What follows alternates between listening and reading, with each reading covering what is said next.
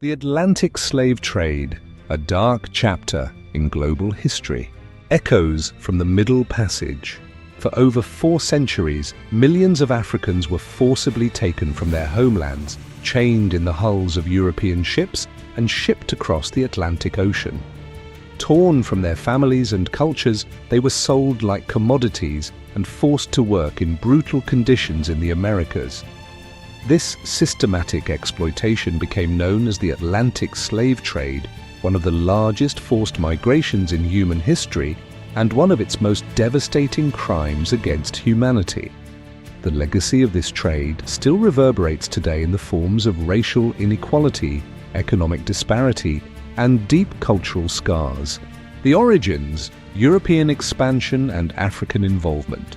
The Atlantic slave trade began in the 15th century when Portuguese and Spanish explorers began to explore the coasts of West Africa. Initially focused on gold and other goods, European interest quickly turned to human labor to fuel the expansion of their colonies in the Americas. As European powers, especially Portugal, Spain, Britain, France, and the Netherlands, established colonies in the New World, they required a massive labor force to cultivate crops like sugar, tobacco, coffee, and cotton. Native populations, decimated by disease and warfare, could not meet these demands. Enslaving Africans became the solution. While Europeans initiated and controlled the transatlantic trade system, many African kingdoms and leaders were complicit in the process. They traded prisoners of war, criminals, or rivals for European guns, textiles, alcohol, and manufactured goods. This created a vicious cycle of conflict and dependency as African societies became entangled in the economics of slavery, the triangular trade system. The Atlantic slave trade was structured around a triangular trade system consisting of 3 stages. In the first stage, European ships loaded with guns, iron, cloth, and alcohol sailed to African ports. These goods were traded with African leaders in exchange for enslaved people. The second stage, the most horrifying, was known as the Middle Passage. Africans were crammed into ships under appalling conditions for a journey that lasted weeks or even months. The final stage saw slaves sold in the Americas and the profits used to purchase sugar, cotton, tobacco, and other goods that were then shipped back to Europe. This system became central to the global economy, enriching European nations and fueling the expansion of colonial empires, all at the expense of millions of African lives.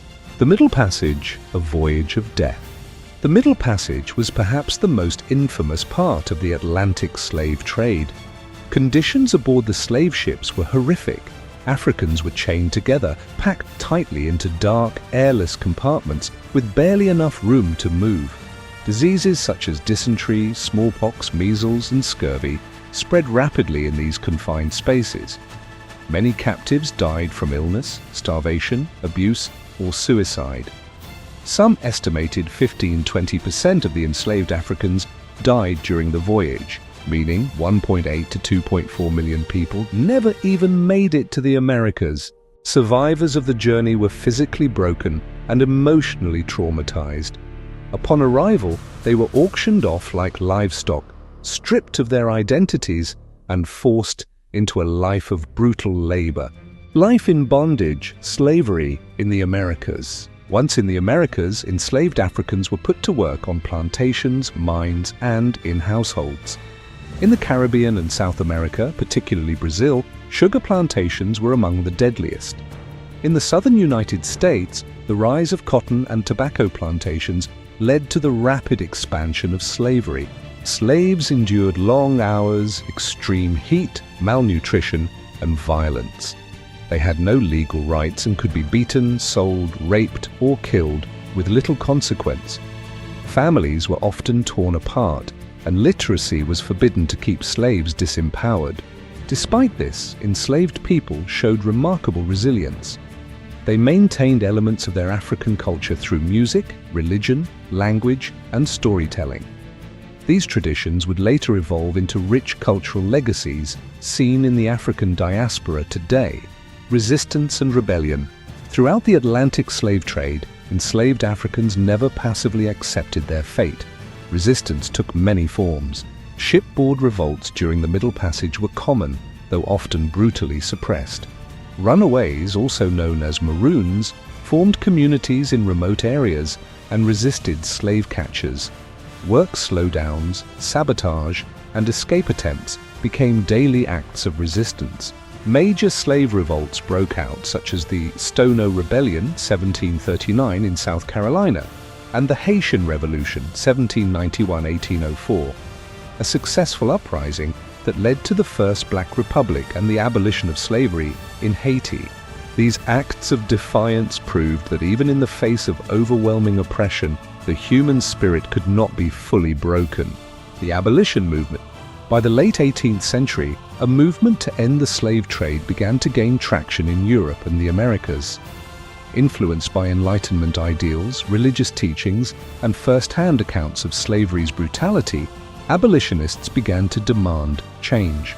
Prominent figures like William Wilberforce in Britain, or Lauda Equiano, a former enslaved African whose autobiography shocked readers, and Frederick Douglass and Sojourner Truth in the United States, all played vital roles in turning public opinion against slavery.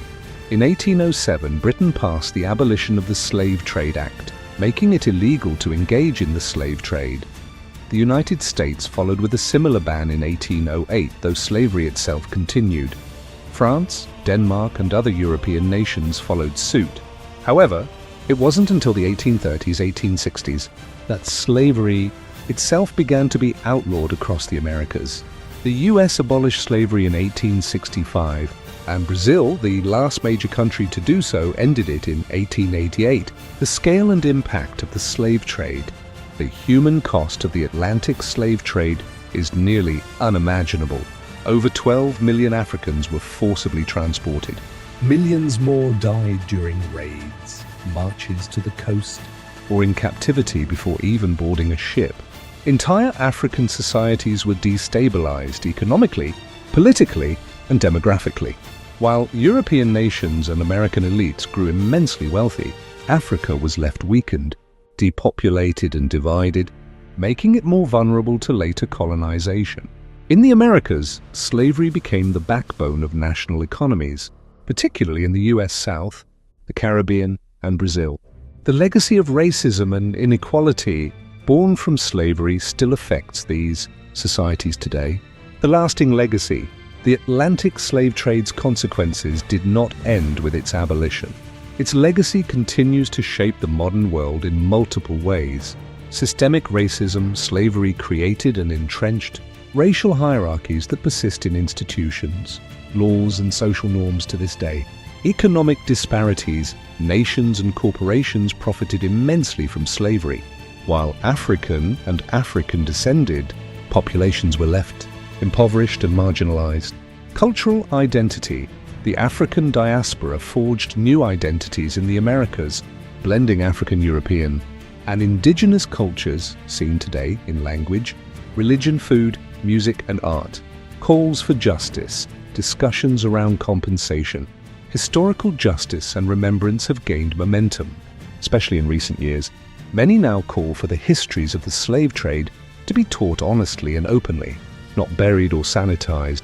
Conclusion: remembering the past, reshaping the future. The Atlantic slave trade was not just a historical event.